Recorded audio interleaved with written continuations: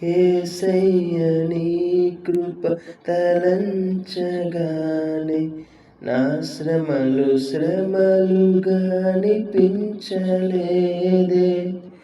నీవు నాకిచ్చే మహిమ ఎదుట ఇవి ఎన్న తగినవి కావే.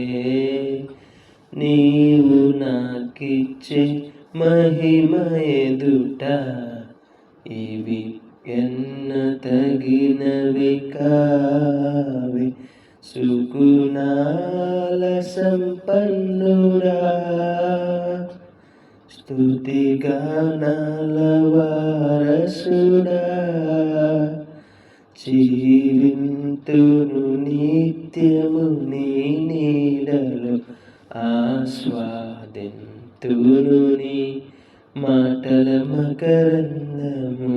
సుగుణాల సంపన్నుడా.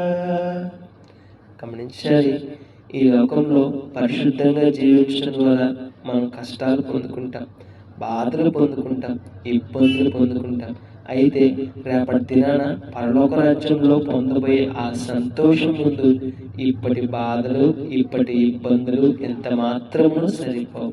కాబట్టి పరలోకంలో పొందబోయే ఆ యొక్క ఆనందమును జ్ఞాపకం చేసుకుంటూ ఈ లోకంలో కష్టాలు వచ్చినా, బాధలు వచ్చినా, ఇబ్బందులు వచ్చినా సరే ధైర్యంగా స్వీకరిద్దాం. దేవుని మీద భారం వేద్దాం. రేపటి గొప్ప బహుమతిని పొందుకుందాం. May God bless you.